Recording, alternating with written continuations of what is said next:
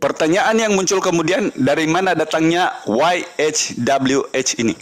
Dari 4 tetragrammaton.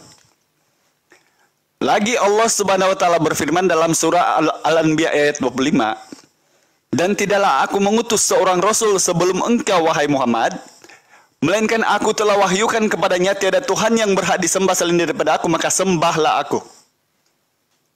Begitu juga di surah Al-Anbiya ayat 92. Surat Toha 20 ayat 14. Inani anallah la ilaha illa ana fa'budni wa aqimi sholata lizikri. Sungguh akulah Allah Tuhanmu. Tiada Tuhan selain daripada aku, maka dirikanlah salat. Mengabdilah untuk mengingatku. Itulah Allah Subhanahu wa taala. Ayo, sekarang kita simak, kita cross check di Bible. Ada enggak?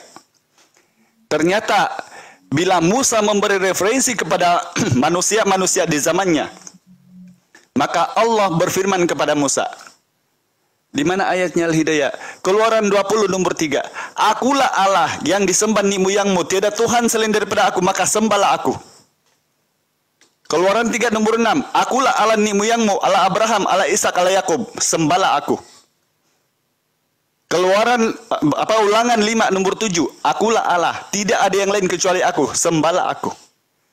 Dan kata Yesus di Lukas 4 nomor 8, di dalam Alkitab ada tertulis, engkau harus menyembah Tuhan Allahmu, sebab ada tertulis hanya kepada Dia sajalah engkau berbakti. Maka siapa Tuhannya Islam? Allah Subhanahu wa taala. Alhamdulillah, walaupun keimanan kita berbeda-beda, karena dinom Kristen juga berbeda-beda, alhamdulillah, oleh karena hidayah Islam, rahmat Islam itu datang kepada saya, Kazi dan Awang adik saya, maka akan memilih Tuhan yang punya nama. Karena Tuhan itu harus punya nama, karena kita mengenal Tuhan dengan namanya. Kedua, Allah Subhanahu wa taala bukan saja sebagai sesembahan. Coba di cross check dari Kejadian 1 sampai Wahyu 22 nomor 19. Ini tantangan dari saya yang pernah juga membaca gospel. Saya hanya mengutip satu surat dalam Al-Quran. Surah Al-Hajj, Quran 22 ayat 5 sampai 6. Kalau ada ayat seperti itu di Bible, saya 10 kali baptis dan menjadi pendeta di Kristen. Yang mana Allah meruntut penciptaan manusia daripada rahim, ditetapkan dalam kandungan 9 bulan, sampai kelahirannya, sampai hari tuanya, sampai matinya, bahkan sampai kembalinya kelak di padang mahsyar dan menghadap ke hadrat Allah Subhanahu wa taala. Ada begitu di gospel? Tidak ada. Dan yang ketiga, Islam bukan saja sebutan orang beragama. Ada 4.324 agama di muka bumi. Dari klaim perkataan mulutnya. Timbul pertanyaan, di dalam semua kitab, di mana ada mengakui tentang agama, ternyata semua anutan agama ini mengadopsi daripada Al-Quran, termasuk sebutan para nabi, utusan, ayat, rasul, sabda, dan sebagainya, termasuk doa. Inna dina indallahil Islam, surah Al-Imran 19. Sungguh agama yang benar di sisi Allah hanyalah Islam. Ada di Kristen, Yesus bilang, sungguh agama yang benar di agamaku adalah Kristen. Ada? Saya dibaptis 10 kali. Di dalam surah Al-Ma'idah ayat 3. Pada hari ini telah kusempurnakan bagimu agamamu. Telah kucukupkan rahmat dan nikmatku dalamnya. Dan telah kuridhoi agama Islam bagimu. Ada Yesus bilang, kuridhoi agama Kristen bagi kalian? Ada? Saya 10 kali dibaptis. Sudah berapa kali saya dibaptis, teman-teman? 50 kali saya dibaptis kalau memang ada ayat-ayat ini ditemukan dalam Bible. Bahkan Allah Subhanahu wa taala juga memberi referensi kepada umatnya Rasulullah Muhammad SAW. Bahwa sesungguhnya Ibrahim alaihissalam adalah seorang muslim. Terdapat dalam surah Al-Imran ayat 67. Begitu juga Nabi Musa alaihissalam dalam surah Yunus 84. Dan kemudian Nabi Isa alaihissalam, Al-Imran 52. Allah sudah memberi referensi, Rasulullah ini umatmu, supaya mereka tahu agama yang terdahulu bukan lain-lain, bukan Yahudi, bukan Hindu, bukan Konghucu, bukan Buddha, tetapi Islam. Kenapa mereka Islam? Di dalam Bible ternyata 8 kriteria minimal: wajib berpuasa, bersujud menghadap ke bait Allah, bercuci tangan dan kaki, wajib bersunat, tidak tidak makan babi, dan termasuk juga mengisahkan satu Tuhan. Yang mana kata Yesus dalam Yohanes 8:17-18, bersaksi aku dengan Dia yang mengutus aku, kesaksian kami berdua adalah benar. La ilaha illallah. Masihkah teman-teman membantai Islam? Saya cukup memberi referensi bahwa ajaran Nabi Isa dan Yesus kenapa ini sama di dalam surah Az-Zukhruf 63-64. Ya Bani Israel, ini Rasulullah ilaikum. Injil Matius 15:24. Jawab Yesus kepada perempuan itu, aku diutus hanya kepada domba-domba yang hilang dari umat Israel, bukan kepada orang Batak dan orang Sabah di Malaysia. Innallaha rabbu wa rabbukum. Allah adalah Tuhanku dan Tuhanmu. Yohanes 20:17. Jangan sentuh aku, jangan pegang aku. Katakan kepada mereka, sebab aku akan pergi kepada Tuhanku dan Tuhanmu.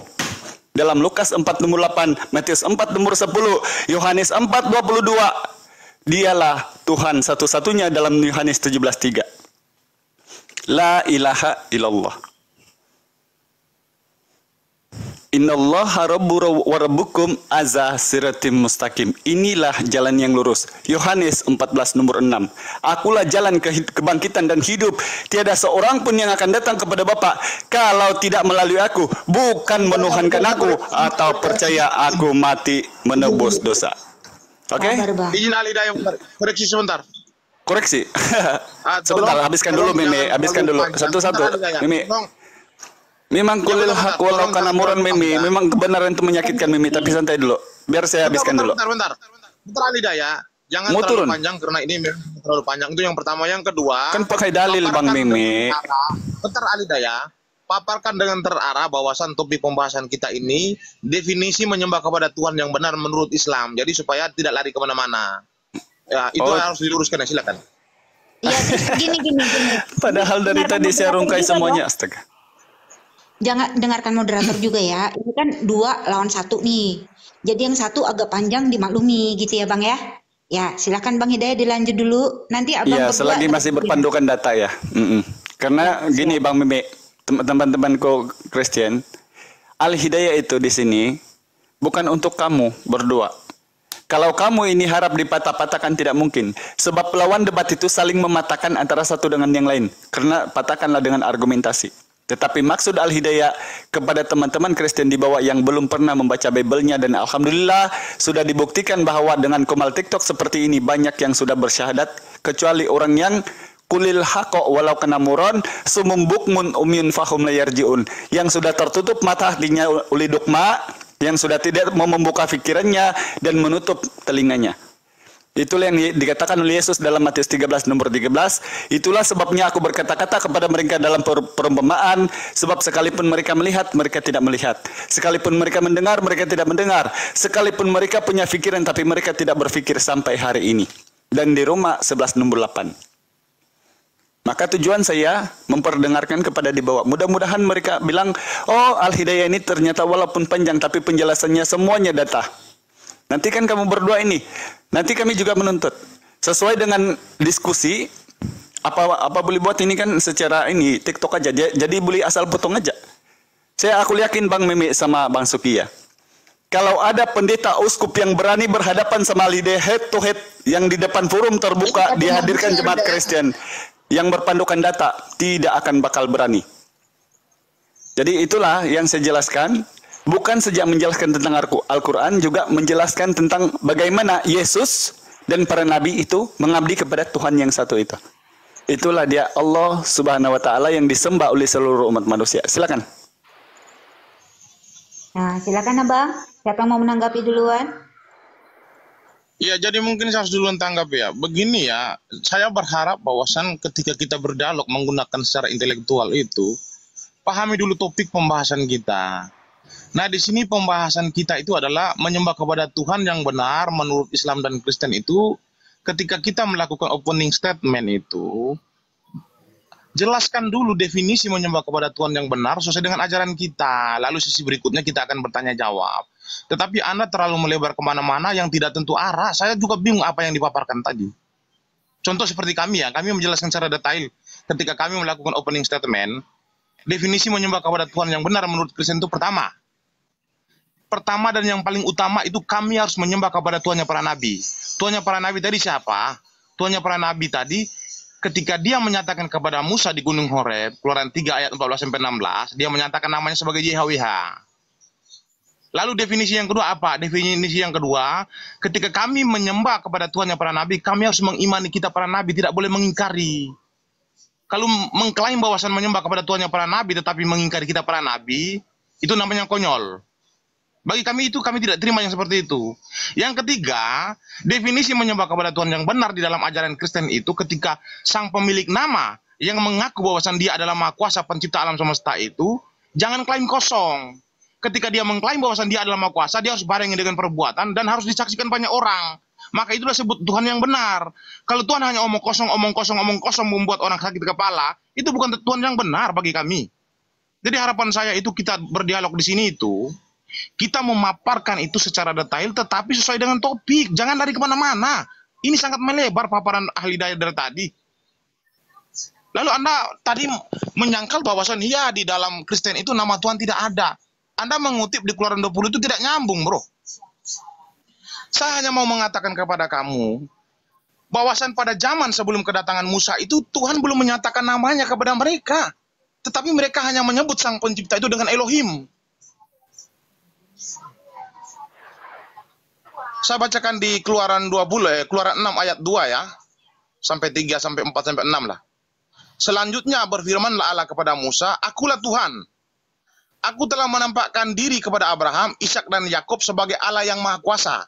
Tetapi dengan namaku, Tuhan, aku belum menyatakan diri." Jadi Tuhan itu belum menyatakan siapa dia kepada Abraham, Ishak dan Yakub berkaitan tentang proper name-nya. Tetapi di zaman Musa, baru Tuhan memperkenalkan namanya. Siapa proper name daripada sang pencipta itu? Sudah saya jelaskan tadi ketika Musa dalam perjalanan menuju Gunung Horeb, Tuhan memanggil Musa. Dari situlah Tuhan menyatakan kepada Musa, Musa. Di Keluaran 3 ayat 14-16, Musa, Musa, akulah YHWH. Tuhannya Abraham, Tuhannya Ishak, Tuhannya Yakub, Tuhannya nenek moyangmu. Itulah sebutanku untuk selama-lamanya. Artinya Tuhan kami ini menyatakan proper name-nya itu kepada Musa. Tetapi pada zaman nabi-nabi sebelumnya Tuhan belum menyatakan namanya. Tetapi para nabi itu hanya menyebut sebagai Elohim. Elohim itu artinya sesembahan, bukan proper name. Nah ini berkaitan tentang nama ya. Jadi harapan saya itu kita berdialog itu terarah, tidak boleh melebar kemana-mana. Kecuali kami sudah memaparkan siapa Yesus ini, baru Anda boleh membantah daripada perjanjian baru. Tetapi sebelum kami memaparkan siapa Yesus, itu jangan dipaparkan dulu dari perjanjian baru karena belum nyambung. Nah, sekarang saya akan memaparkan bahwasan siapa Yesus itu dulu. Saya lanjutkan ya.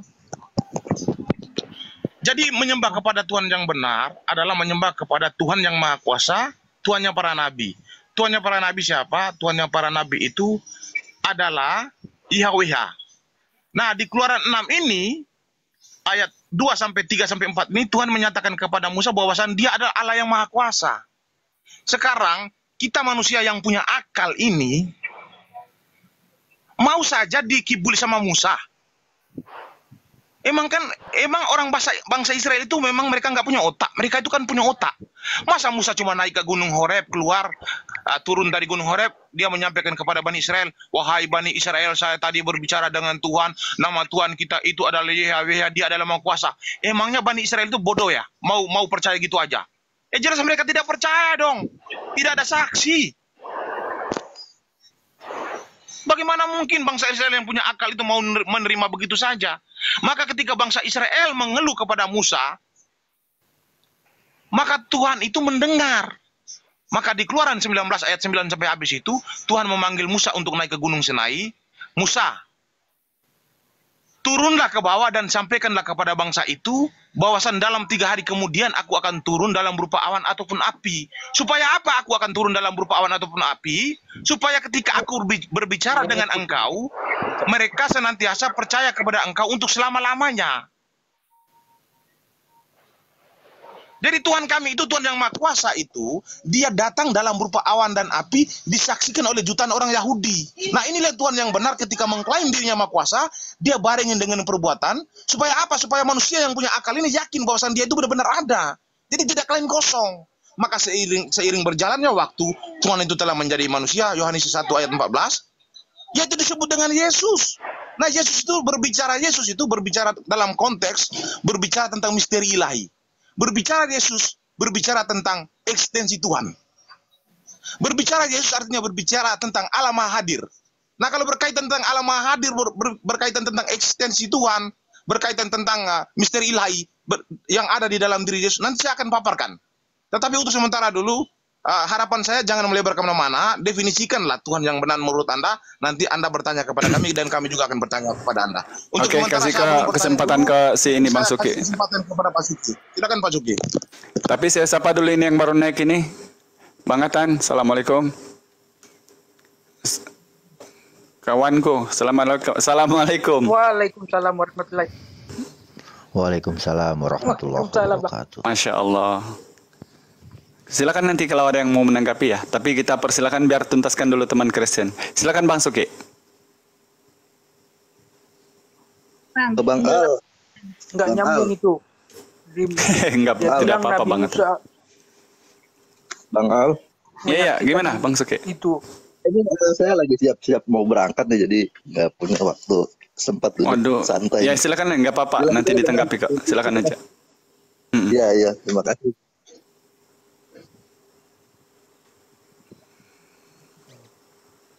Ya silakan Bang Suki.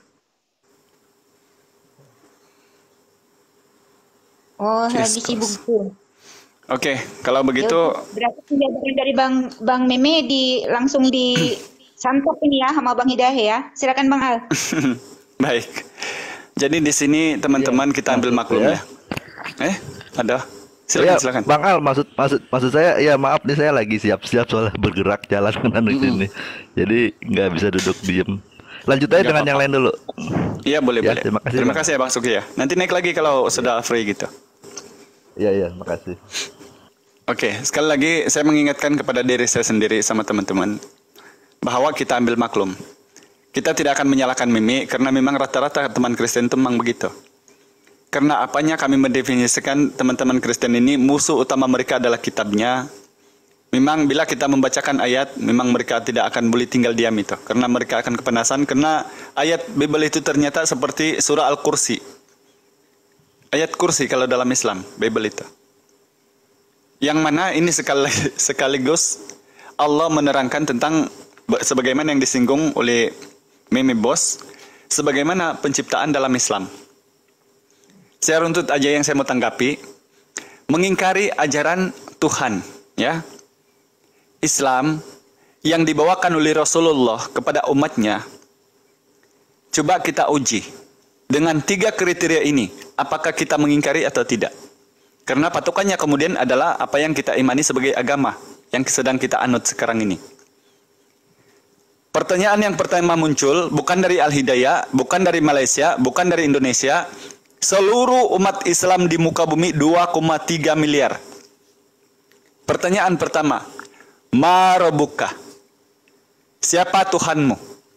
Maka 2,3 miliar umat Islam di muka bumi menjawab Allahu Subhanahu wa Ta'ala.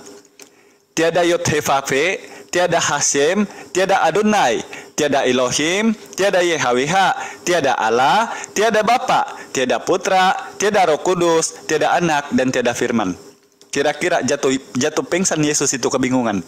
Sedangkan Yesus mengajarkan Tuhan hanya satu.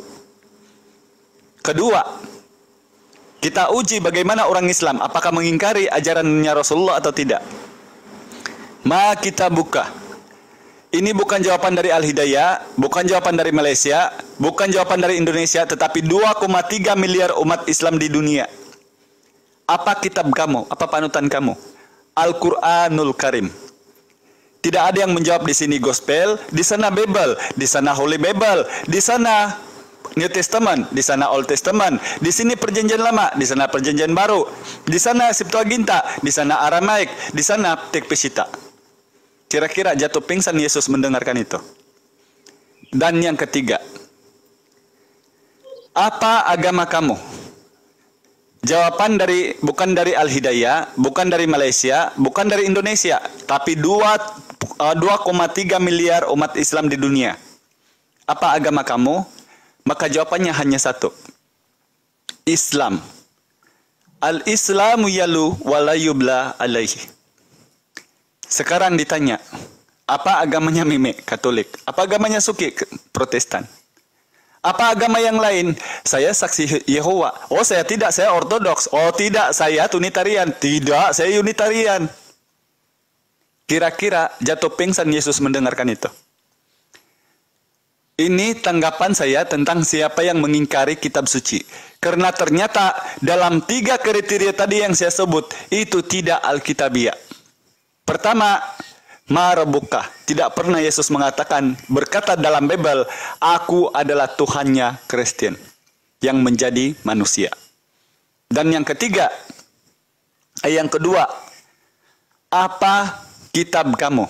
Yesus tidak pernah memberikan, nah Lukas dan Paulus in the gang, ini gospel kau tuliskan, menceritakan tentang aku hidup, tentang aku mati, tentang aku bangkit menjadi Tuhan. Dan yang ketiga, Yesus tidak pernah menceritakan kepada semua orang bahwa agama Kristen diridhoi di sisinya. Berarti Tuhan semesta alam, Allah Subhanahu wa taala, hanya ada jelasnya di dalam Islam, yang mana Islam tidak pernah mengingkari ajaran para nabi. Satu. Yang kedua, tentang menyembah Tuhan yang benar, menyembah Tuhannya para nabi. Simpel dari saya yang muncul pertanyaan kemudian, apakah Daud atau Yesaya yang 750 tahun bedanya dengan Yesus sedang menyembah anak Maria?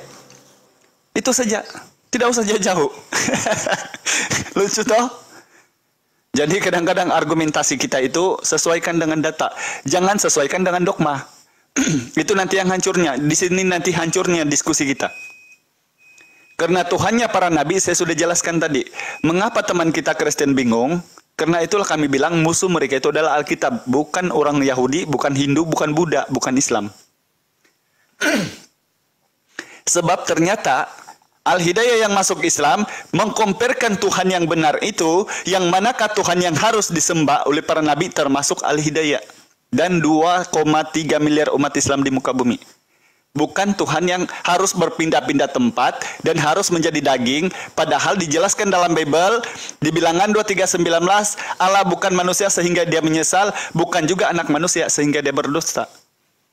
Di 1 Samuel 15 nomor 29 lagi jelaskan, lagi sang mulia dari Israel itu tidak berdusta dan tidak mengubah pendiriannya karena dia Allah, bukan manusia. Di Hosea 11 nomor 9, aku tidak akan menyalakan murkaku yang menyala-nyala ini, tidak akan membinasakan Efraim kembali, karena aku Allah, bukan manusia. Di dalam 2 Samuel 7:22, kepada siapakah engkau hendak menyamakan dia? Di dalam 2 Tawarik 2 nomor 18, langit yang mengatas segala langit pun tidak dapat memuat engkau, apalagi dengan lubang yang gitu. Di Yesaya 45 nomor 5, kepada siapakah engkau menyamakan aku, membandingkan aku, menyetarakan aku, sehingga kau bilang kami sama. Di dalam Keluaran 33 nomor 20, lagi firman-Nya, tiada seorang pun yang dapat memandangnya boleh hidup. Di dalam 1 Timotius 6 nomor 16, dialah satu-satunya yang tidak takluk kepada maut, bersemayam dalam terang yang terhampiri. Bagi dialah segala hormat dan kemuliaan. Tiada seorang pun manusia pernah melihat dia. Laisa kamislihi sayun, walam yakullahu kufuwan ahad, dalam surah Al-Ikhlas. Nyambung toh? Tapi memang membingungkan. Karena apa? Sumum bukmun umyun fahum la yarji'un. Sudah tertutup mata hatinya. Dan yang ketiga, Allah Subhanahu wa taala menciptakan manusia di muka bumi. Itu dijelaskan dalam surah Al-Baqarah 25 sampai 39, awal penciptaannya Nabi Adam.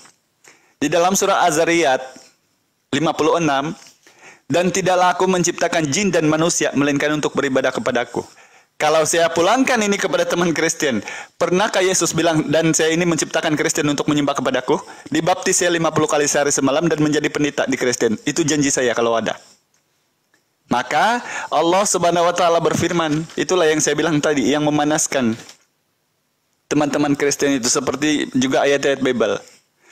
Allahu la ilaha illa huwal hayyul qayyum la ta'khudhuhu sinatun wa la nawm lahu ma fis samawati wa ma fil ardh man dzalladzi yashfa'u indahu illa bi iznihi ya'lamu ma baina aydihim wa ma khalfahum wa la yuhituna bi shay'in min ilmihi illa bima sawasi'a kursiyyuhu samawati wal ardh wa la yakhuddu hifdzuhuma wa huwa aliyul azim. Allah tiada Tuhan selain daripada Dia, yang memiliki segala apa yang di atas, di langit dan di bumi, tidak mengantuk dan tidak pula tidur, dan tidak merasa keberatan memelihara keduanya. Sekarang yang pertanyaannya kemudian, kenapa Simon Kireni menggantikan Yesus memikul kayu salib? Padahal anggarannya 1 tahun saja, apalagi dunia. Allah tidak merasa keberatan memelihara apa yang ada di langit dan di bumi. Kalau Yesus keberatan kesian memikul kayu salib, itu Tuhan apa? Maka sesuaikanlah data, jangan sesuaikan dengan auta. Karena kita sedang diskusi, apalagi kita yang berhadapan sama kita itu adalah penghafal gospel. Dan insya Allah, kalau ditanyakan tentang kronologi New Testament ini, yang itu adalah disempurnakan di abad ke-3, dari Yunani, maka itu lebih kita boleh jelaskan. Jadi simpelnya di sini saya menjelaskan, Allah yang berfirman dalam surah Al-Anbiya ayat 25, ternyata Dialah yang mendatangi Musa di Keluaran 3 nomor 6. Akulah Allah yang disembah moyangmu, Allah Abraham, Allah Ishak, Allah Yakub. Keluaran 20 nomor 3, akulah Allah, tiada yang lain selain daripada aku, maka sembahlah aku. Sebab apa? Allah berfirman, tidaklah aku mengutus sebelummu wahai Rasulullah seorang Rasul, melainkan kami wahyukan kepadanya, tiada Tuhan yang berhak disembah selain daripada aku, maka sembahlah aku. Pertanyaannya, adakah Yesus bilang dia harus disembah? Sedang 2 ayat dia mengatakan, hanya satu Tuhan yang harus kamu sembah, di Lukas 4 nomor 8, Matius 4 nomor 10. Dialah di Yohanes 17:3. Asyhadu an la ilaha illallah wa asyhadu anna Yesus Rasulullah. Pertanyaan yang timbul untuk ketiga kali. Kapan Tuhannya para nabi di perjanjian lama berkata, dia menjadi manusia? Al-Hidayah dibaptis ke-60 kali sehari dan semalam, menjadi uskup di gereja Protestan. Terima kasih. Mantap. Mantap, Allahu Akbar, Masya Allah. Ya, jadi karena ini biar adil ya Bang ya. Karena Abang ini udah 3 menitan nih. Jadi musuhnya satu-satu sekarang. Giliran Abang Meme menanggapi. Masya Allah penjabarannya Abang, terima kasih banyak ilmunya. Abang Meme silakan. Oke, terima kasih atas waktunya. Saya sudah berulang kali untuk menyadarkan Al-Hidayah ya, bahwasan berpegang teguhlah kepada topik pembahasan kita dan jangan melebar kemana-mana. Itu yang saya tegaskan dari tadi. Tetapi 2 pemaparan yang dipaparkan oleh Al-Hidayah, saya tidak pernah menemukan satu poin pun yang terarah dengan topik. Nah, ini yang menjadi persoalan pembahasan kita berkaitan tentang menyembah kepada Tuhan.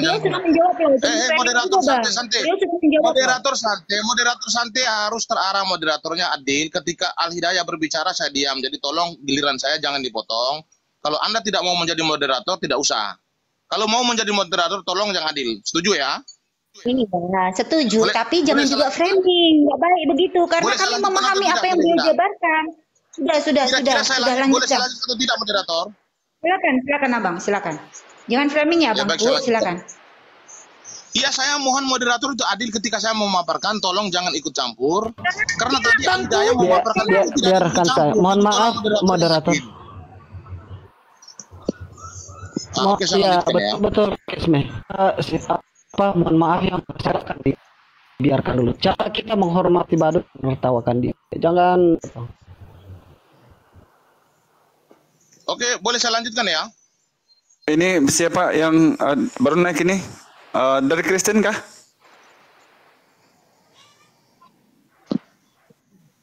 Bang pengikut? Insya Allah saya Islam. Oh. Oke, silakan Mimi, silakan. Jadi santai aja. Nanti teman-teman yang lain juga boleh menambahkan kalau ada yang menambahkan. Silakan Mimi. Ya, Oke, saya akan lanjutkan. Oke, saya akan lanjutkan ketika Al-Hidayah mempersoalkan tentang hakikat Tuhan. Jadi Tuhan itu mengatakan begini kepada Yesaya ya. Yesaya 46 ayat 4 ya.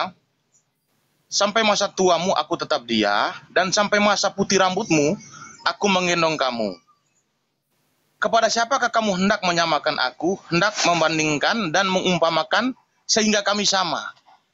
Di sini Tuhan berbicara kepada Yesaya itu berbicara tentang hakikatnya. Tidak berbicara dalam konteks inkarnasi. Berbicara tentang hakikat Tuhan, kekristenan itu mengimani bahwasan hakikat Tuhan itu tidak akan bisa dijangkau oleh makhluk.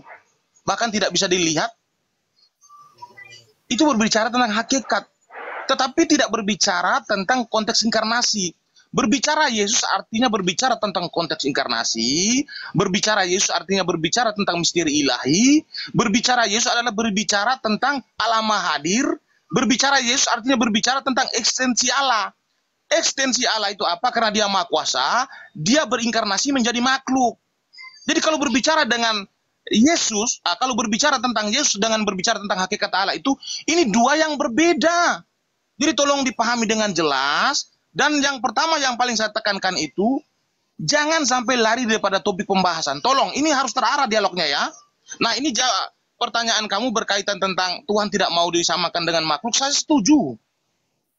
Dan Tuhan itu tidak pernah sama dengan makhluk, benar. Tidak, saya setuju itu paparan kamu.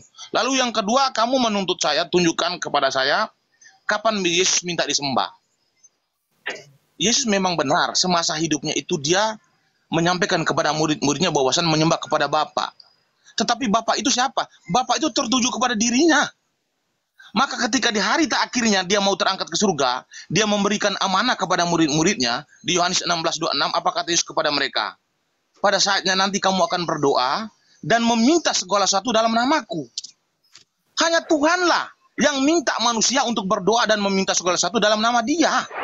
Tidak ada nabi yang menuntut umat-umatnya untuk meminta segala sesuatu dalam nama Dia dan berdoa dalam nama Dia. Tidak ada. Selain daripada Tuhan itu sendiri. Tetapi di sini Yesus membuktikan bahwasan Dia adalah Tuhan. Di sini dia membuktikan bahwasan ketika dia menyinggung tentang Bapa itu tertuju kepada dirinya, maka di saat hari terakhirnya dia menyampaikan sebuah amanah kepada murid-muridnya bahwasan pada saatnya nanti kamu akan berdoa dan meminta segala sesuatu dalam namaku. Definisi berdoa artinya menyembah. Coba buka KBBI dengan baik.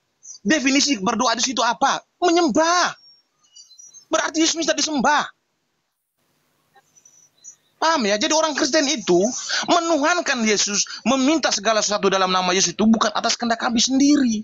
Tetapi ini sesuai amanah ataupun perintah yang diperintahkan Yesus melalui murid-muridnya. Itulah yang kami lakukan sekarang. Jadi kami bukan liar. Kami mengikuti sesuai dengan apa yang diperintahkan oleh Yesus, bukan liar kami. Kalau berkaitan tentang Yesus nanti, berkaitan tentang misteri ilahi, berkaitan tentang ekstensi Tuhan, berkaitan tentang alam hadir, berbicara tentang pribadi Yesus siapa, nanti saya akan bahas berikutnya. Tetapi saya ingin bertanya kepada kamu ya, karena konteks pembahasan kita pada pagi hari itu berkaitan tentang menyembah kepada Tuhan yang benar. Saya ingin bertanya kepada kamu, ada dua ayat di sini. Satunya saya mengutip dari hadis, satu saya akan ambil dari Al-Quran ya. Ini tolong dipasang kuping baik-baik supaya jawabannya terarah ya, jangan lari kemana-mana. Kayak arti baik, saya akan mengutip dari Al-Anbiya 82 ya. Bukan, saya mengutip surat Maryam 83 aja. Jadi di sini ya, tolong dengar baik-baik ya. Tidakkah engkau melihat bahwa sesungguhnya kami telah mengutus setan-setan itu kepada orang-orang kafir untuk mendorong mereka berbuat maksiat dengan sungguh-sungguh. Pertanyaan saya yang pertama ini, apakah wajar Tuhan itu mengutus setan-setan untuk menyesatkan manusia? Bukankah Tuhan itu harus mengutus nabi supaya membebaskan mereka dari kesesatan yang disesatkan oleh setan? Kenapa Tuhan Anda ini malah mengutus setan-setan untuk menyesatkan orang-orang? Ini pertanyaan paling pertama. Karena Tuhan yang benar tidak akan mungkin mengutus setan untuk menyesatkan umatnya. Tuhan itu maha kasih, maha penyayang kepada ciptaannya. Salah satunya adalah manusia, adalah ciptaan Tuhan yang tertinggi. Mana mungkin dia menyesatkan manusia dengan mengutus setan-setan untuk menyesatkan mereka? Tidak mungkin. Maka Tuhan yang benar tidak akan mungkin mengutus setan-setan untuk menyesatkan manusia. Tidak akan mungkin. Ini pertanyaan yang paling pertama ya. Apakah pantas Tuhan mengutus setan-setan untuk menyesatkan manusia? Ini pertanyaan yang pertama. Yang kedua, tolong dengar baik-baik, hadis riwayat Muslim 4936 ya. Saya ulangi sekali lagi, netizen di bawah, buka hadis riwayat Muslim 4936. Rasulullah telah bersabda, demi zat yang jiwaku di tangannya, seandainya kamu sekalian tidak berbuat dosa sama sekali, niscaya Allah akan memusnahkan kalian. Setelah itu Allah akan mengganti kalian dengan umat yang pernah berbuat dosa. Tuhan yang benar tidak akan mungkin berbuat dosa di sini. Tuhan yang benar itu adalah dia menginginkan manusia itu terlepas dari dosa. Tuhan yang benar adalah menginginkan ciptaan itu terlepas daripada ikatan iblis. Makanya dia mengutus para nabi untuk membebaskan mereka dari dosa. Kenapa Tuhan yang benar yang kamu klaim sebagai Tuhan yang Maha Kuasa di sini malah menyuruh orang-orang untuk berbuat dosa? Nah, pertanyaan saya, apakah Tuhan itu Tuhan yang benar sehingga dia menyuruh orang-orang sini untuk berbuat dosa? Kalau tidak berbuat dosa, konsekuensinya akan dimusnahkan. Silakan dijawab. Udah ya, Bang? Ya, Abang Al udah siap. Silakan, Abang. Iya. Oke, oleh karena kamu terlalu panjang lebar ngalur ngidulnya, jadi harap bersabar juga karena saya panjang lebar juga menjelaskan sesuai dengan Bible dan Al-Quran ya. Gini, pertama sebelum saya menjawab tentang apa yang ditanya dalam Maryam 83 tadi, yang satu nanti diulang karena saya ada telepon tadi ada masuk, jadi terputus. Berbicara tentang hakikat bukan inkarnasi. Ini yang pertama ya.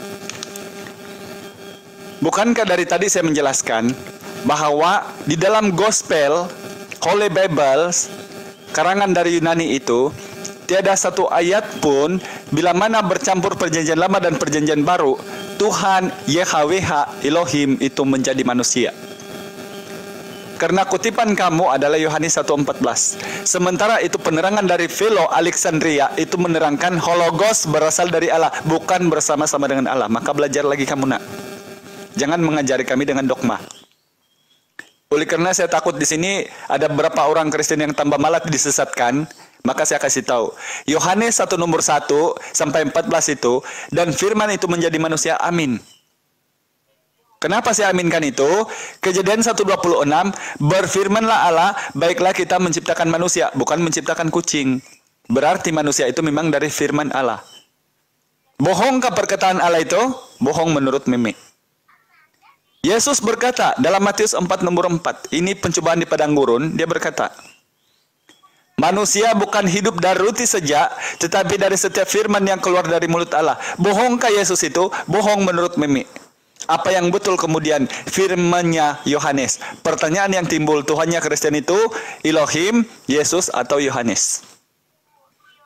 Kalau tentang berbicara inkarnasi.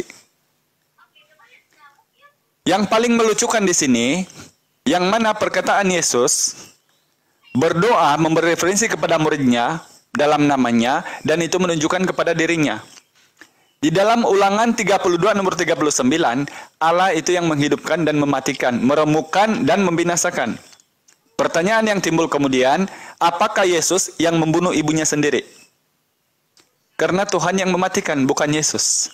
Kalau dipaksakan Yesus adalah Tuhan yang mematikan, apakah Yesus yang mematikan ibunya dan Kristen? Kemana ajaran kasih Yesus itu? Padahal ternyata Yesus yang mematikan Kristen.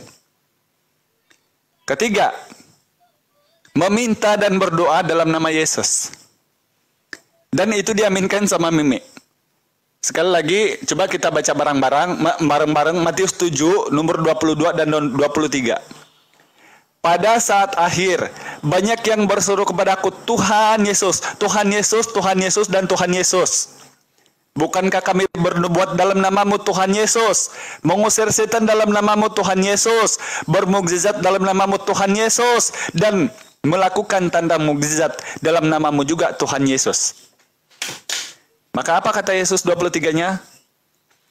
Pada waktu itulah aku akan datang kepada mereka dan berterus terang kepada mereka, nyala dari hadapanku, aku tidak pernah mengenal engkau, kamu sekalian pembuat kejahatan. Siapa yang diusirnya? Tuhan Yesus, Tuhan Yesus, dan Tuhan Yesus.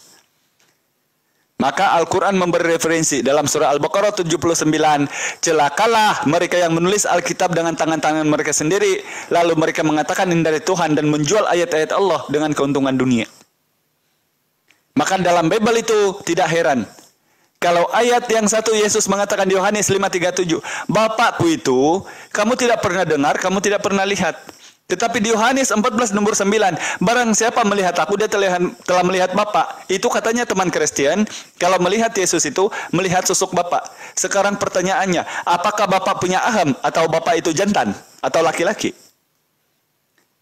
Kalau dipaksakan Bapa itu adalah Yesus, maka berhentilah kamu jadi Kristen karena memang referensinya bukan ajaran para nabi, melainkan ajaran dari Yunani, Paulus in the gang. Lalu kamu bertanya ya, tentang Allah mengutus setan-setan untuk menyesatkan. Itu jelas tertuju kepada orang-orang kafir yang sudah ingkar. Maka sama dengan 2 Tesalonika 2 nomor 11. Maka baca Bible-nya. Insya Allah kalau Al-Hidayah lebih baik kamu tanya aja. Ini Al-Hidayah di Al-Quran ini mana kesamaannya? 2 Tesalonika 2 nomor 11. Itu sebabnya Allah mendatangkan kesesatan kepada mereka yang percaya akan dusta, yang percaya akan Roma 3 nomor 7, yang percaya akan 2 Korintus 11 nomor 17. Yang apa yang Paulus bilang bukan firman Tuhan. Tetapi itu yang dikatakan oleh Kristen, haleluya Tuhan kami Yesus. Menuruti referensi Paulus, Roma 10 nomor 9. Lugas kan kalau Al-Hidayah menjawab? Simple. Jadi itu tertuju kepada kalian yang menutup diri, yang mana kelak kamu kalian seterusnya akan kamu kembalinya di neraka dengan keadaan yang berlutut. Dan tiadalah penolong selain Allah Subhanahu wa taala, melainkan kamu berhenti dari kekafiran kamu dan menyembah kepada sesama makhluk ciptaannya. Simple kan?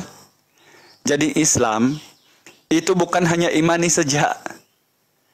Referensi acuan kita untuk bertuhan, mengenal agama, dan mengenal Tuhan itu dari Al-Quran. Bukan dari katanya si ini, Bambang Yudhoyono, bukan Bambang Sulsila, bukan Bambang Yonono, bukan. Karena orang Islam ini beriman, bukan dari yang katanya. Mohon maaf. Oleh karena begini berlarutan dialog tentang agama ini, Mimi. Satu-satunya harus kamu sedar, satu-satu panutan yang di muka bumi ini yang tidak pernah tuntas sampai hari kiamat tentang Yesus hanya Kristen. Tidakkah kamu berpikir, sedangkan Yesus tidak pernah mengejar bahwa dirinya adalah Tuhan sesembahan? Jadi ingat, Mimi, kalau memang kamu tidak puas hati dengan jawaban saya yang kedua, yang pertama ini, karena tadi ada telepon masuk, coba kamu ulang nanti pertanyaan yang kedua. Insya Allah saya berjanji, saya akan kasih dua-dua data dari Al-Quran sama Bible. Karena kamu ini kan taunya bertanya, tapi tidak tahu membaca Bible sendiri gitu. Jadi malulah saya kalau saya seorang Kristen, pernah membaca Bible dulunya, tapi tidak menjawab sesuai dengan apa yang ada di Bible gitu. Gitu, itu yang memalukan saya nanti, kalau di depan forum itu. Ya, jadi kalau pertanyaan-pertanyaan saya yang tadi, nanti disimpan aja. Karena dua saja yang saya tanya yang pokok di sini. Apakah Daud yang bedanya apa ya saya yang hanya 750 tahun dengan Yesus masih menyembah anak Maria pada saat itu? Kalau memang ada, iya atau tidak, A atau B, menyembah iya, A menyembah, B tidak. Kalau dia memang menyembah kepada Yesus, mana ayatnya? Yesus disembah oleh para nabi. Ini ngaco ini. Dan yang kedua, di manakah Yesus bilang dia itu Tuhan pencipta alam semesta? Memang tidak ada dalam Bible. Bagaimana kamu bilang Tuhan yang benar itu yang mencipta alam semesta? Tadi saya sudah meruntut beberapa ayat penciptaan dalam Al-Quran. Termasuk manusia dalam surah Al-Hajj Quran 22 ayat 5 dan 6. Begitu juga dalam surah Al-Baqarah 255. Begitu juga surah Al-Baqarah 25 sampai 39. Ini tentang Nabi Adam sebagai khalifah dan surah Az-Zariyat ayat 56.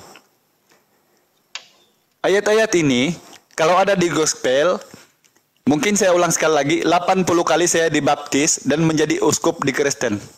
Tapi bingung juga saya sih. Ya kan Kak Zi, kalau kita balik Kristen itu kita Kristen apa baiknya? Karena menurut Oneness, Katolik ini, Protestan ini bidat. Begitu juga Unitarian Saksi Yehova. Bidat ini mereka ini. Begitu juga Mormon. Jadi Kristen apa yang kita mau balik kalau kita balik Kristen? Apakah pergi ke Ortodoks yang 95 kitab, ataukah kita Katolik yang 73 kitab, atau Anglikan yang 66 kitab? Tak payah Bang, Islam sudah. Oke, silakan Mimi. Cukup dulu ya Abang ya. Pertanyaan yang kedua tadi dari Bang Seandainya nggak ada, Sebentar dulu. Hadis riwayat Muslim 4936. Abang Al Hidayah dipersiapkan dulu. Hadis riwayat Oh iya. Ya, 4936. Silakan Bang Mimi ditanggapi. 4936 ya. Siapa Bang? Oke, baik. Sebenarnya jawaban Al-Hidayah ini sangat singkat ya. Beliau lebih banyak menjelaskan di Bible tetapi memang tidak terarah. Oke, saya lanjutkan ya.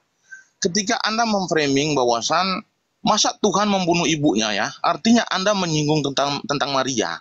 Baik, kita akan membahas dulu siapa Maria, lalu selanjutnya kita akan membahas siapa Yesus, lalu kita akan membahas apakah nabi-nabi itu menyembah kepada Yesus. Kita akan kutip pertama terlebih dahulu adalah membahas tentang siapa Maria. Yang Anda harus pahami dulu, bahwasan secara hakikat, secara Tuhan yang benar-benar Tuhan, Tuhan itu tidak punya ibu. Lalu kenapa Maria disebut ibu Tuhan, ibu Yesus? Itu dalam konteks inkarnasi. Tetapi setelah dia berinkarnasi menjadi manusia, setelah dia melakukan karya keselamatan kepada manusia, dia kembali kepada hakikatnya, Tuhan tidak punya ibu. Kenapa Tuhan harus menggunakan Maria sebagai partnernya dalam melakukan karya keselamatan? Yang Anda harus pahami di sini bahwasan pada zaman-zaman sebelumnya itu Tuhan selalu menggunakan nabi sebagai partner untuk melakukan karya keselamatan kepada umat pilihannya. Dia adalah orang Yahudi. Contoh seperti Musa, Yesaya, Ezekiel. Mereka adalah partner Tuhan. Tetapi tidak untuk kali ini.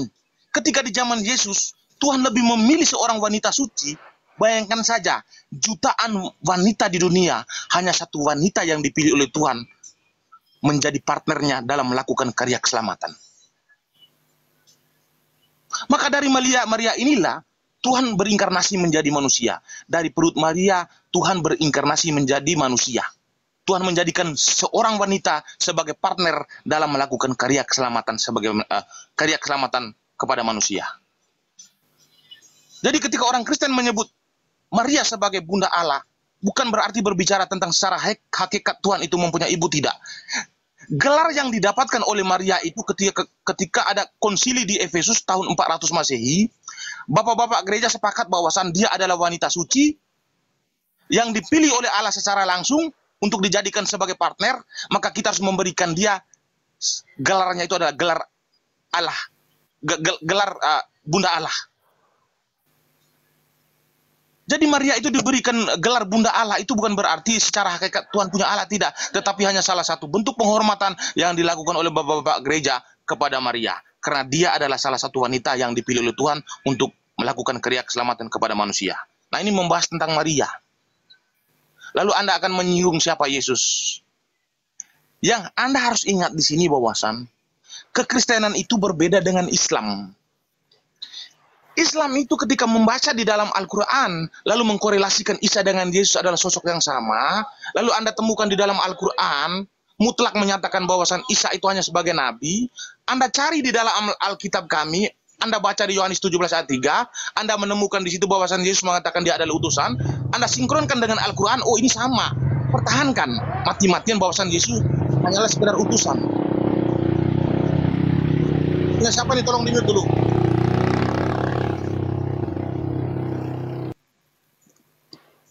Jadi orang Kristen itu memandang Yesus bukan seperti kalian.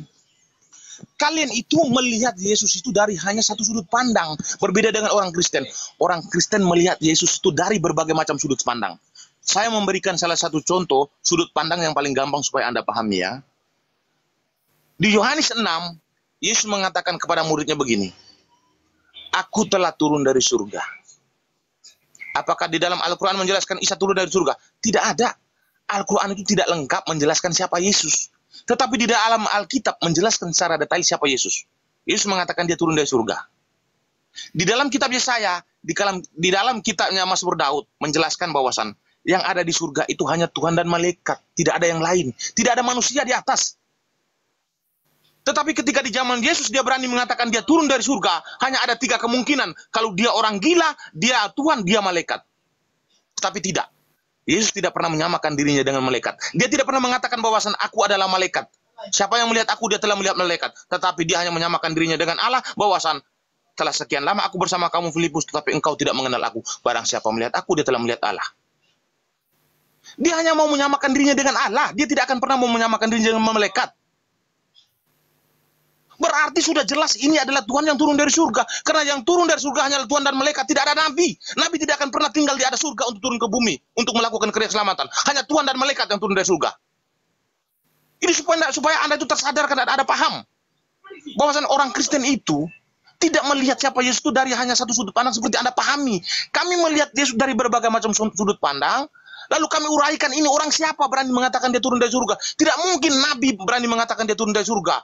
Nabi sekali Musa saja tidak akan berani mengatakan dia turun dari surga. Karena memang dia bukan Tuhan. Yang bisa mengatakan turun dari surga itu hanya malaikat dan Tuhan. Tetapi Yesus tidak pernah menyamakan dirinya dengan malaikat. Tetapi dia hanya mau menyamakan dirinya dengan Tuhan. Maka dia adalah Tuhan. Tidak mungkin Nabi.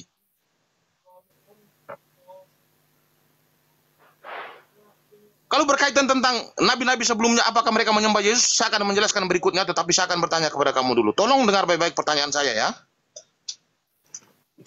Oh, belum. Saya belum bertanya. Saya ingin menyangka sedikit ketika Anda mengatakan Masih soal hadis tadi, Bang Meme. Bentar. Saya akan lanjutkan dulu ketika saya bertanya di surat Maryam 83 tadi berkaitan tentang Tuhan mengutus setan-setan untuk menyesatkan manusia. Anda mengatakan itu tertuju kepada kami karena kami orang kafir. Kami menjadi kafir bukan atas kehendak kami sendiri, tetapi atas kehendak Tuhanmu. Apa buktinya? Kita lihat di Al-Baqarah ayat 6-7 ya. Ini kamu dengar baik-baik paparan saya ini. Sesungguhnya orang kafir sama saja bagi mereka. Engkau Muhammad, beri peringatan atau tidak engkau beri peringatan, mereka tidak akan beriman. Alasannya apa Muhammad ini memberi peringatan kepada orang kafir, tetapi mereka tidak sadar? Ternyata alasannya itu ada di ayat 7-nya. Allah telah mengunci hati dan pendengaran mereka. Penglihatan mereka telah tertutup. Jadi Tuhanmu ini merajuk ketika Muhammad mau menyadarkan orang-orang kafir. Itu lalu orang-orang kafir tidak mau. Tuhanmu langsung mengunci pintu hati mereka, menutup telinga mereka. Jadi orang ini akan menjadi kafir selama-lamanya. Yang salah di sini bukan orang kafir, Tuhanmu yang telah mengunci hati mereka. Termaksud salah satu adalah kami. Kami sudah menjadi kafir karena atas kesalahan Tuhanmu. Siapa suruh Tuhanmu mengunci pintu hati kami? Jadi kami menjadi kafir bukan salah kami, Tuhanmu yang salah. Merajuk Tuhanmu. Hanya karena Muhammad memberitakan tentang Al-Quran kepada mereka, lalu mereka menolak. Tuhanmu merajuk, lalu mengunci pintu hatinya. Masa Tuhan seperti ini mengunci pintu hati umatnya untuk bertobat? Tidak mungkin Tuhan yang benar seperti ini, bro. Saya katakan kepada kamu. Saya lanjutkan ya, saya ingin bertanya kepada kamu nih. Saya ingin bertanya kepada kamu di Sahih Al-Bukhari 6284 ya. Apakah ini benar-benar Tuhan yang kamu sembah, yang kamu katakan bahwasan dia ini benar-benar Tuhan? Saya narasinya akan saya bacakan ya. Kamu pasang kuping baik-baik Al-Hidayah supaya netizen di bawah akan mendengarkan sanggahanmu yang terbaik ya. Harapan saya sih. Oke. Sahih Al-Bukhari 6284 ya. Dari Nabi Sallallahu Alaihi Wasallam bersabda, tidaklah berzina orang yang berzina ketika ia berzina dalam keadaan beriman. Di sini dikatakan kalau orang beriman, kalau dia berzina, tidak akan disebut berzina. Lalu tidaklah mencuri orang yang mencuri ketika ia mencuri dalam keadaan beriman. Jadi di sini dikatakan asal kamu beriman saja, berzina tidak akan disebut, mencuri juga tidak akan disebut. Masa Tuhan menginginkan manusia berzina, mencuri? Apakah itu Tuhan yang benar? Ini pertanyaan saya yang pertama. Yang kedua, saya mengutip kembali pertanyaan saya yang tadi. Saya mengutip pertanyaan saya yang tadi. Saya masih mengutip di hadis Muslim 4936 ya. Di sini Tuhanmu memerintahkan manusia harus gencar berbuat dosa, berzina, mencuri. Kalau tidak berzina, mencuri, maka Tuhan dihabiskan dulu Bang Meme. Mohon maaf saya potong ya Bang Meme. Tolong dibaca hadis itu sampai selesai, nggak usah kasih putus. Sebab di ujung hadis itu mereka bertobat. Oke, tetapi tolong sebentar ketika Al-Hidayah membacakan ayat Alkitab harus sampai habis ya, setuju ya? Setuju? Karena Al-Hidayah dari tadi hanya memotong-motong ayat. Iya, setuju. Mohon maaf teman-teman, saya ambil alih ya. Yang itu untuk pertanyaan, untuk yang pertama itu silakan ke Al-Hidayah. Saya ambil dulu bagian sedikit supaya ada gunanya saya di sini. Saya akan jawab dulu yang pertanyaan kamu yang tadi.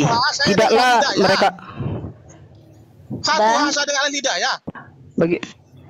Oh, oke, silakan. Kami menyimak aja.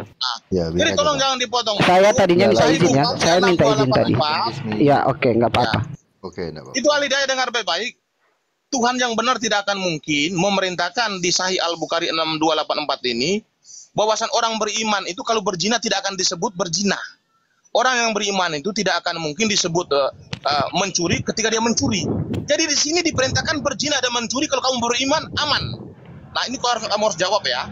Lalu berikutnya tadi di Sahih berapa tadi? Bentar. Nggak usah panjang-panjang Mimi, ini terlalu banyak yang kamu tanya. Pertanyaan saya cuma 2 dalam bahasa Melayu pun tidak jawab. Nggak usah panjang-panjang. Oke. Saya sudah menangkap. Silakan dijawab. Ya. Apakah Tuhan yang Oke. benar memerintahkan orang untuk berbuat dosa? Jadi saya kalau harap tidak kamu berbuat dosa? sabar, oleh karena Silakan. kamu membacakan saya satu Bible ya. Satu Bible ya teman-teman. Izin, ini satu Bible gospel saya baca ya. Apakah kita ketemu Tuhannya Musa akan menjadi manusia dan harus dimakan oleh manusia? Oke, baik. Pertama, yang dikatakan sama si Meme, Tuhan tidak punya ibu. Sebab itulah Al-Quran memberi referensi. Jangan campurkan yang hak dan yang batil. Bila hak Tuhan, kasih ke Tuhan. Jangan dicampurkan Tuhan dengan manusia. Maka disinilah ngaconya. Harus kamu mengakui bahwa Tuhan punya mama. Sebab kamu kepipit dengan ayat Ulangan 32-39 yang mana Tuhan mematikan manusia. Yang timbul pertanyaan adalah, apakah Yesus dengan slogan congornya Kristen kasih-kasih dan kasih yang ternyata rupan membunuh Kristen semua? Sebab dia yang mematikan Kristen. Ya. Yang kedua, lagi-lagi kamu ulang di Yohanes 14 nomor 9. Barang siapa melihat aku Filipus, dia telah melihat Bapak Filipus. Coba jawab saya A atau B saja. Apakah Tuhan punya ahem saja ya. Itu. Jawab A atau B. 1 ya punya ahem, 2 tidak punya ahem. Pilih salah satu dengan yang duanya. Karena kalau kami menjawab, Islam itu bukan menjawab sesuai dengan dogma gereja. Harus E dengan B juga. Menggunakan data. Yang ketiga, tiada seorang pun yang turun dari surga, yang naik ke surga, melainkan dia yang turun dari surga. Yang kamu kutip di Yohanes 6 nomor 24 tuh. Pertanyaan yang timbul kemudian, kenapa Yesus ini berbohong? Tiada seorang pun yang naik ke surga, melainkan orang yang pernah turun dari surga. Kenapa Henokh di Kejadian 5 nomor 24 itu naik ke surga? Kenapa Ilya di 2 Raja-Raja 2 nomor 11 itu naik ke surga? Tuhankah mereka? Jawab E Tuhan, B bukan. Supaya ketahuan dengan jelas apa yang saya bilang tadi dalam Al-Quran Al-Baqarah 79 mengatakan, celakalah Paulus in the gang yang menulis Bible, lalu imani sejak kata mereka di Kristen, biarlah Yesus berbohong, yang penting haleluya Yesus itu Tuhan, menurut mengikut kehendaknya Paulus in the gang.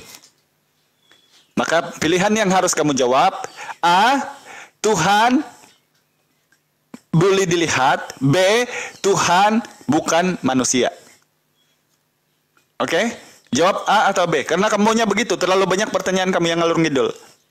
Dan sekarang coba kita rungkai hadis. Memang teman-teman, kenapa mereka ini suka mencari-cari hadis? Karena memang Al-Quran itu dalam surah An-Nisa 82, dan tidakkah mereka memperhatikan Quran? Jika sekiranya Quran bukannya datang daripada Allah, maka mereka akan mendapati pertentangan yang begitu banyak. Begitu juga dalam Al-Baqarah 23, 24. Jika mereka ragu, nulis Bang Gigi, nulis.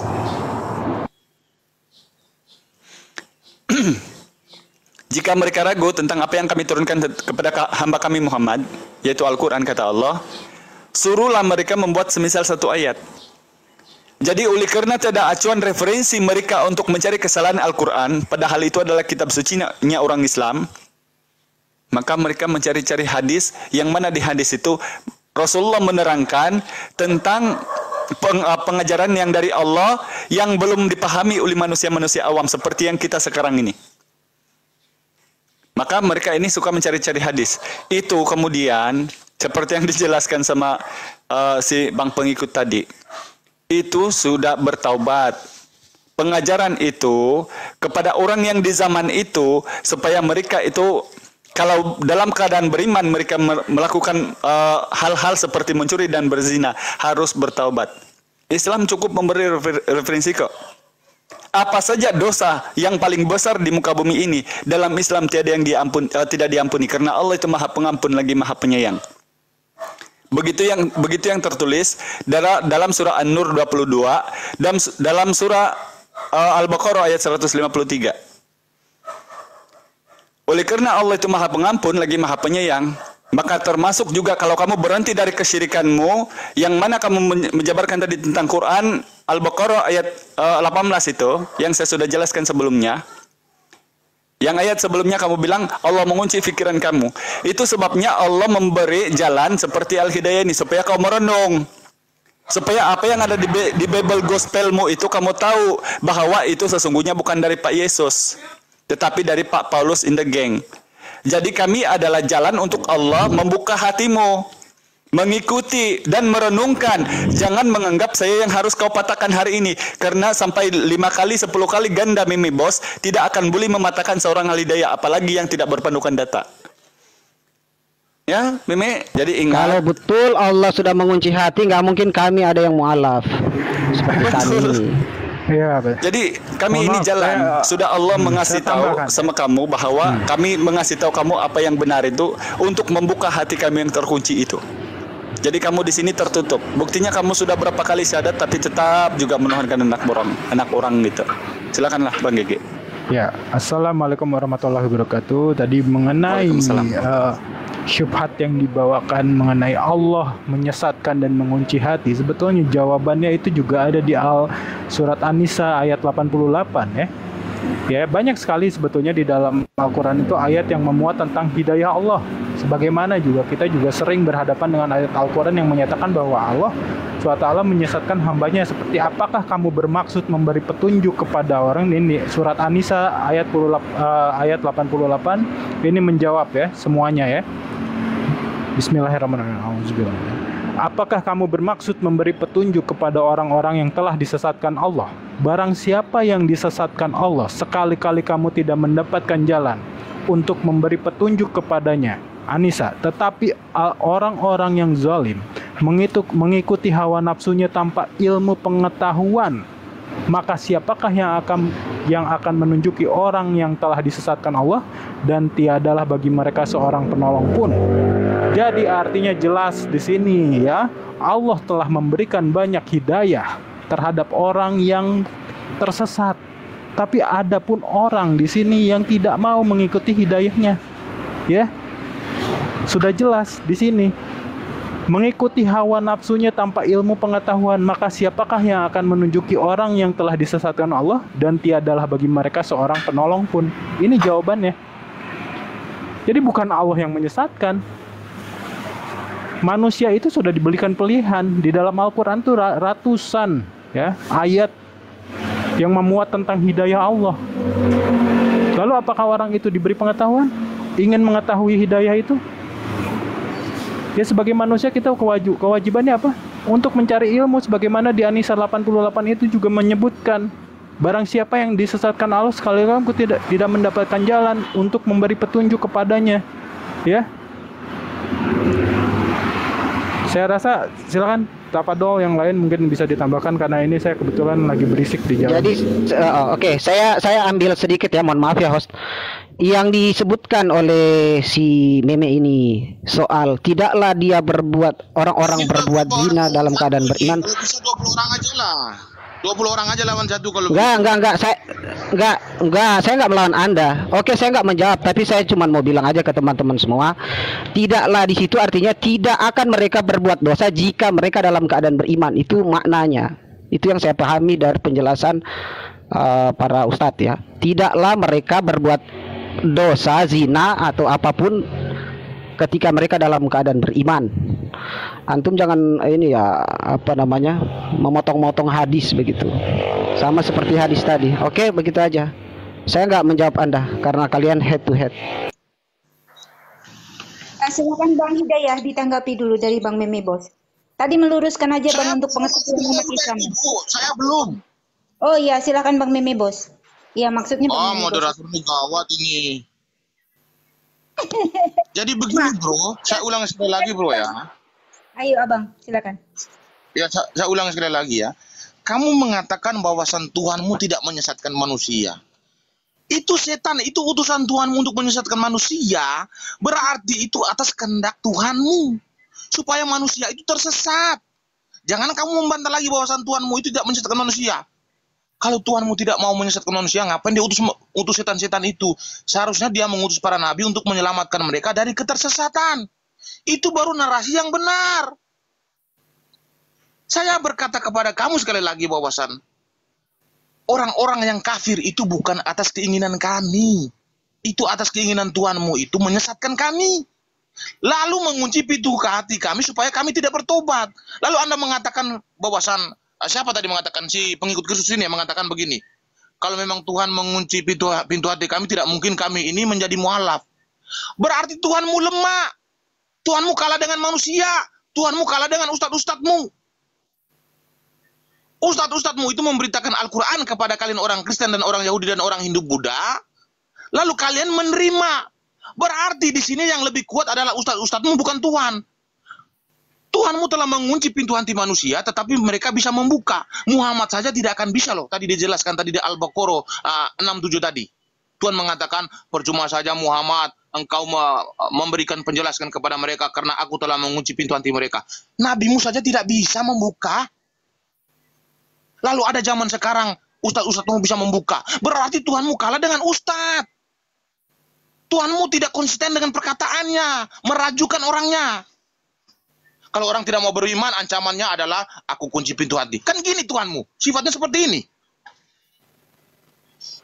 Maka kalau orang-orang yang sudah diberitakan Al-Quran, lalu mereka tidak mempercayai tentang Al-Quran itu, maka Tuhanmu memerintahkan kepada Muhammad begini, di At-Taubah 73, wahai Nabi, berjihadlah melawan orang-orang kafir dan orang-orang munafik, dan bersikap kasarlah terhadap mereka, tempat mereka adalah neraka jahanam, dan itulah seburuk-buruk mereka kembali.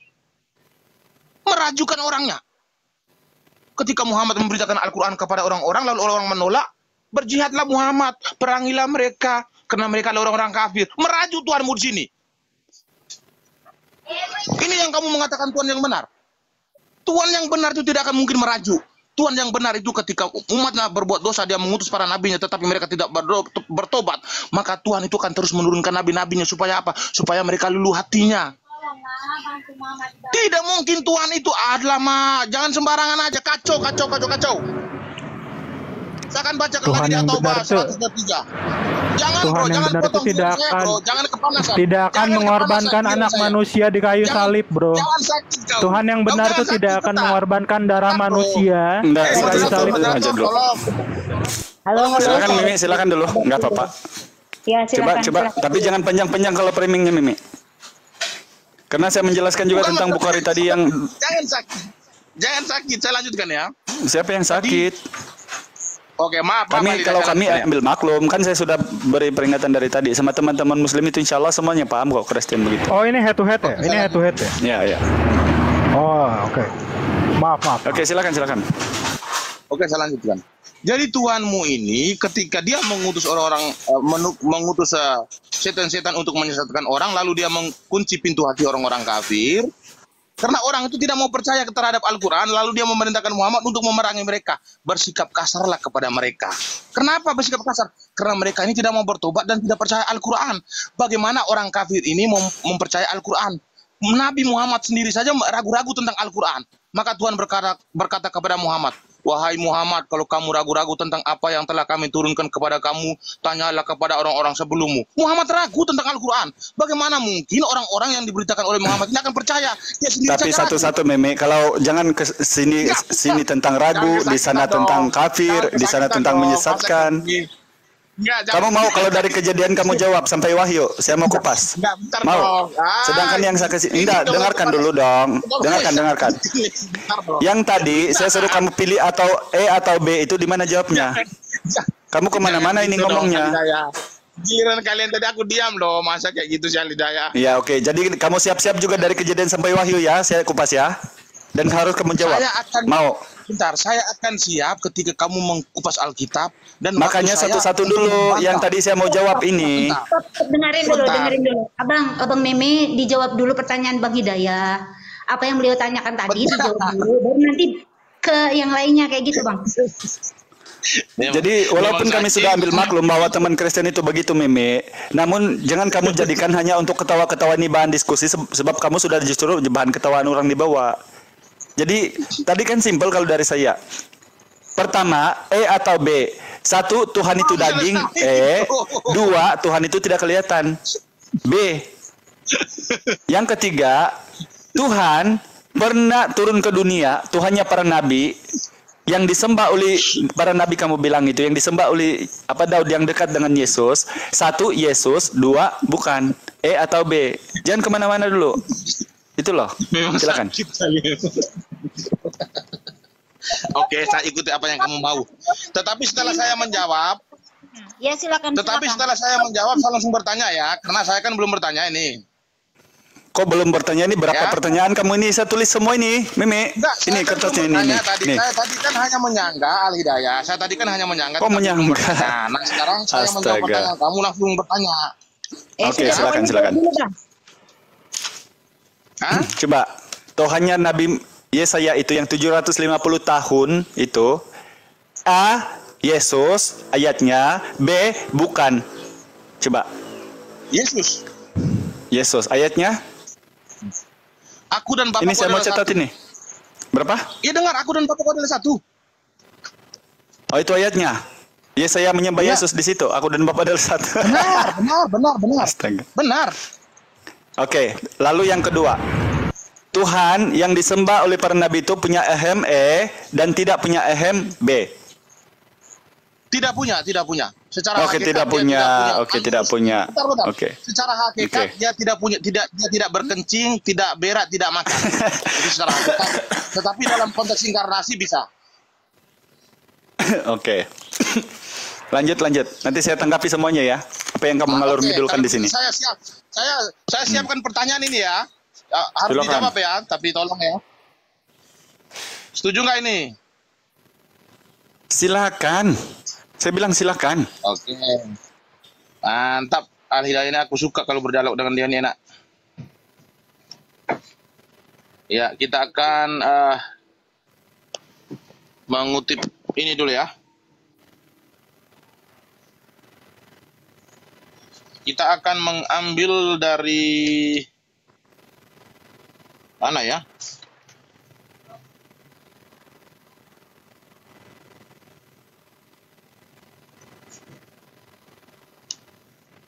Bentar. Ini saya mengutip salah satu daripada Sahih Muslim 4813 ya.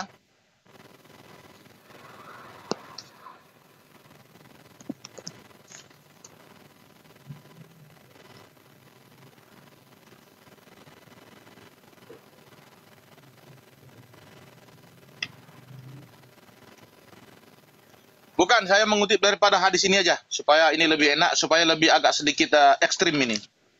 Lebih ekstrim ya. Ya, Jadi begini ya. Bacakan, Bang. Ya oke. Hadis Nasai, Sunan Nasai ya, Anasai 14.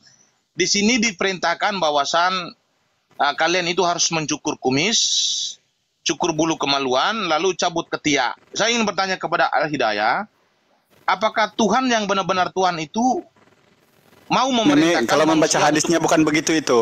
Dari riwayat siapa Oke, itu? kalau gitu. Baca dari Kalau periwayat gitu yang lain, oke. Kalau riwayatnya. Kalau itu terlalu ekstrim. Kalau terlalu Enggak, ekstrim yang enggak. lain, oke. Begini, kalau hadis itu dari ini bin ini dari Rasulullah berkata begini, itu baru hadis. Coba dibacakan yang utuh dong. Oke. Bentar ya. Berarti saya harus Google ini karena ini ada di otak saya, berarti saya harus Google. Ya, silakan. Berarti Bentar ya. otak kamu selama ini salah gitu. Sebelum saya bertanya silakan kamu paparkan dulu, nanti setelah itu bertanya kepada saya. Enggak, lalu satu kali. bertanya Saya satu kepada- kali nanti menanggapi. Saya kasih ke waktu kamu 10 menit. Nanti saya satu kali 10 menit menanggapi. Karena ini banyak yang sudah kamu ngalur ngidul ini, termasuk Yohanes 10:30 aku dan Bapak adalah satu ini. Silakan duluan karena kalian mau minta saya bacakan harus dari sanadnya, dari perawinya ya. Nih, Silakan, saya bantu silakan. nih. Saya buka Saya bantu nih. Google. Saya buka Google dulu. Nih. Nih, Oh, nggak usah. itu. Nih. Itu ada tempat Eh. Bang Gigi. Coba Bang Gigi Oh, kalau dibacakan. begitu boleh sebentar saya tinggal sebut nomor hadisnya, Anda langsung bukakan boleh ya? Ya udah, ini hadis Anasai 114 kan? 14, Bro. Apa? 100 berapa? Hadis 14. An-Nasai 14. Nomor 14, Bang. Oke.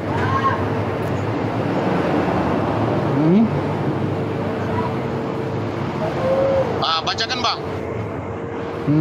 Dari Al-Imam An-Nasai berkata dalam kitab sunannya pada bab menentukan waktu dalam melakukan hal tersebut, fitrah-fitrah yang telah disebutkan pada hadis sebelumnya. Kutaibah telah mengabarkan kepada kami, ia berkata Ja'far yakni Ibnu Sulaiman telah menceritakan kepada kami dari Abu Imran Al-Jauni dari Anas bin Malik, ia berkata Rasulullah telah menentukan waktu bagi kita dalam masalah memotong kumis, memotong kuku, mencukur bulu kemaluan dan mencukur bulu ketiak, yaitu agar kami tidak membiarkannya lebih dari 40 hari. Pada kesempatan lain beliau bersabda 40 malam. Imam Al-Qurtubi sebagaimana dikutip oleh Imam Asyuti dalam Syarah Sunan An-Nasai menjelaskan bahwa disunahkan memeriksanya bulu kemaluan, ketiak, kuku, dan kumis dari Jumat ke Jumat berikutnya. Artinya setiap hari Jumat dibersihkan bulu dan kuku tersebut. Nah, kenapa emangnya? Oke, saya ingin tanya. Disuruh bersih-bersih? Hadis Nasai 14 tadi, bentar, saya ingin tanya, hadis Nasai 14 tadi itu perintah mutlak dari Muhammad atau dari Tuhan?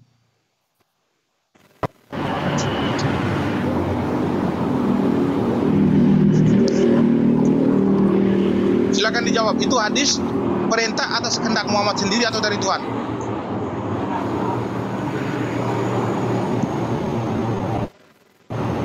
Ini siapa yang mau jawab ini? Kamu lagi head-to-head sama Al-Hidayah?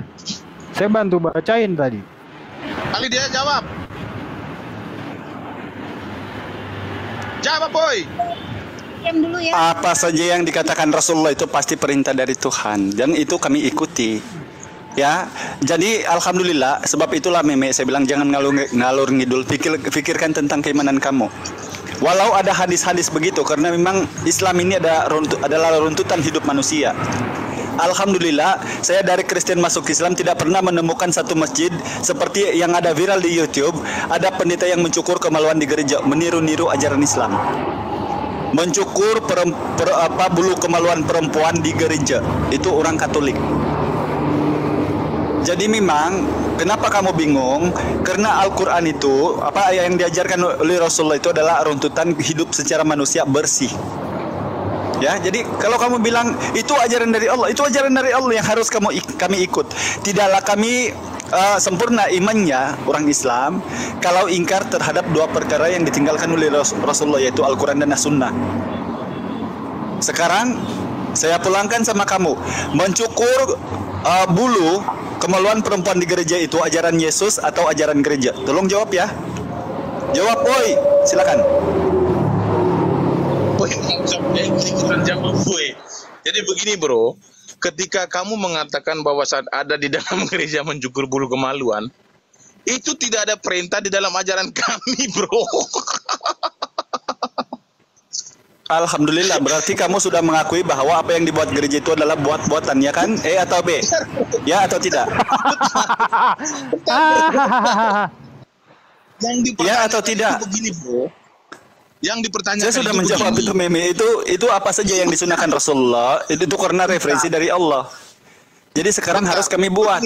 Tapi belum pernah ada masjid yang dari Kristen saya dulu sampai masuk Islam, belum pernah ada satu masjid mencukur kemaluan di masjid. Sekarang gereja yang ada mencukur bulu kemaluan perempuan itu ternyata itu adalah buatan gereja, iya kan? Jadi begini, bro. Nah, makanya pikir-pikirkan iman kamu dong, jangan bertanya sesuatu yang menampar gitu loh. Bentar dong, Astagfirullah. Adidaya, saya dulu kan. Jadi begini, Adidaya. Saya bingung di sini. Kok masa Tuhan yang benar memerintahkan Di manusia untuk Al-Baqarah mencukur 222. Sesungguhnya Allah menyukai orang-orang yang bertobat dan orang-orang yang menyucikan diri. Jangan kepanikan, bro, santai. Belum saya Ya, itu hadis. selesai, bro. Itu tafsir dari hadisnya, bro. Nah, sekarang jawab tuh pertanyaan dari Al Hidayah. Nah, apa pertanyaannya? Apa pertanyaannya, cepat? Udah dijawabnya tadi Bang Gigi. Dia sudah bilang itu buatan gereja kok. Tapi alhamdulillah, walaupun orang Islam ya jadi menerangkan nggak ada Rasulullah. perintah Tuhan. Oh, Ya enggak ada. iya. Nggak ada perintah dari Tuhannya. Kalau menegakkan Perintah Yesus bilang pentung sama pentung nggak ada juga. Kamu Alidaya ya, Alidaya. Kan Iya, manusia iya. ini kan sering, manusia ini kan sifatnya lupa kan. Ini pertanyaan Oh, santai. lupa. Manusia Oh, kok ini jadi kan santai? Enggak apa, keras-keras aja. Enggak apa-apa, jangan santai, keras aja. Bentar. Pertama Bang Mimi suaranya agak mengecil. Terus yang kedua Bang, Bukan kami di saya. dalam Islam itu dari bangun tidur sampai tidur lagi semuanya diatur mengikuti apa yang telah dicontohkan Ya Rasulullah bentar Bu, begitu nanti simpelnya. saya akan Silakan Bang. tanyakan. Gede dikit Bang Begini suaranya. pertanyaan saya itu begini. Ya pertanyaan saya itu begini loh. Kan itu kan sunnah. Sunnah itu sudah pasti harus diikuti ya, diperintahkan. Apalagi tadi Al-Hidayah bilang itu dari Tuhannya, berarti harus wajib diikuti. Pertanyaan saya itu begini loh, manusia ini kan identik dengan lupa ya. Manusia itu kan identik dengan lupa.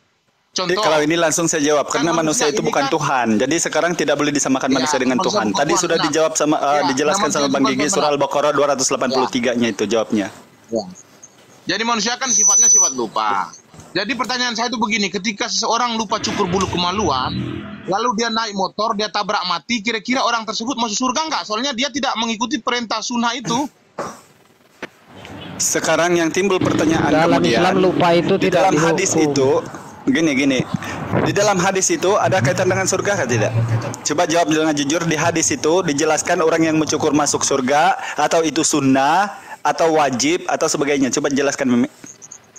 Ada Loh, tiga itu kan pilihan. perintah. Satu masuk surga kalau Anda mencukur, dua wajib, ketiga sunnah. Kamu mengerti nggak apa itu hadis? Iya. Mengerti apa tidak? Kenapa dipanggil as-sunnah? Oke. Kenapa? Dikira hadis itu kayak firman Tuhan.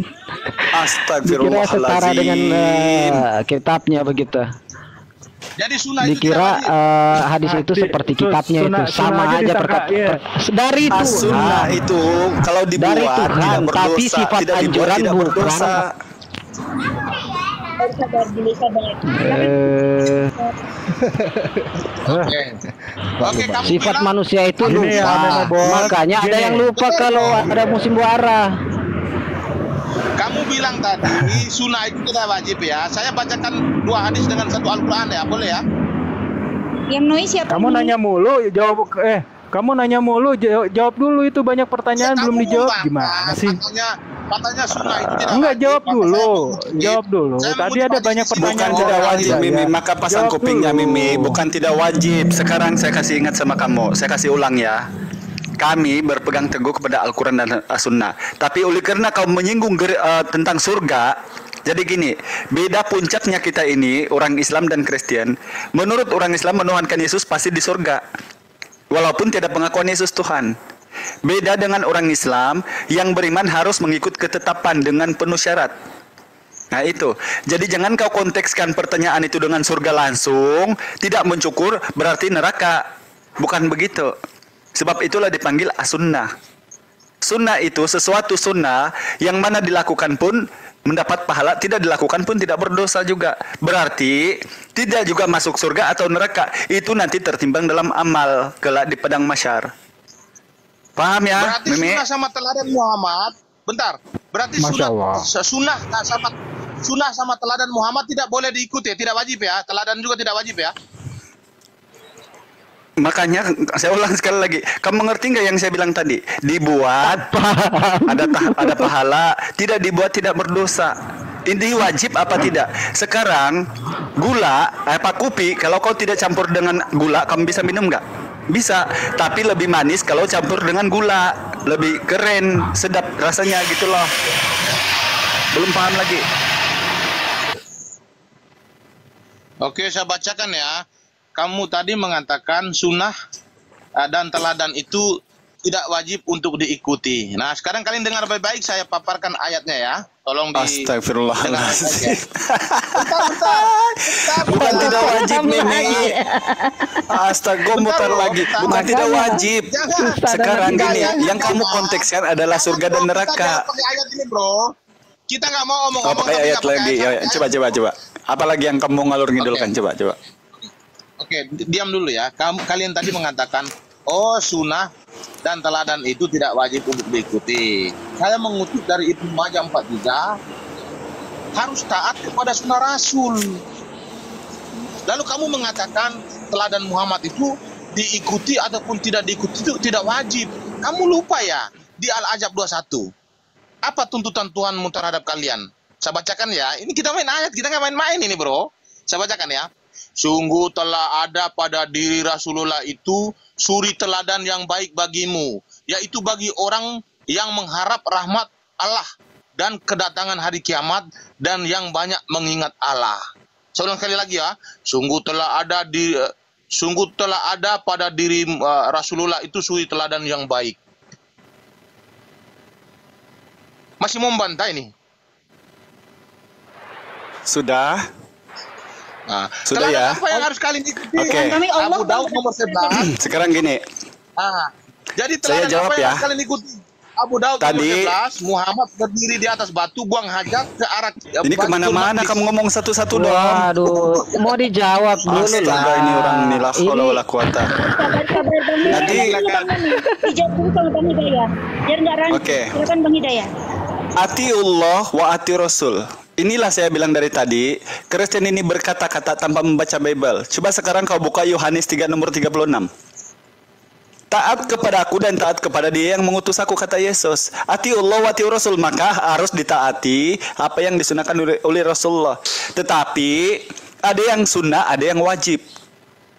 Wajib termaktub dalam rukun Islam, rukun iman.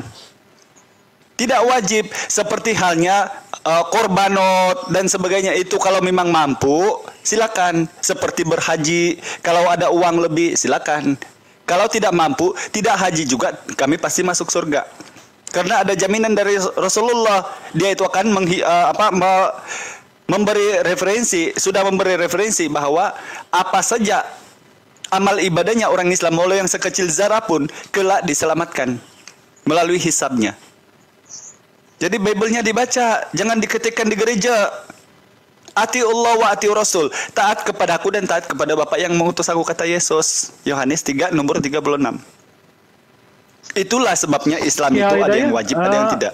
Bukan Allah. artinya kalau kami tidak lakukan, kami masuk neraka gitu loh. Jadi kalau wajib itu memang wajib. Aki, aku mau Silakan, tanya Bang nih, Iki. kalau di ya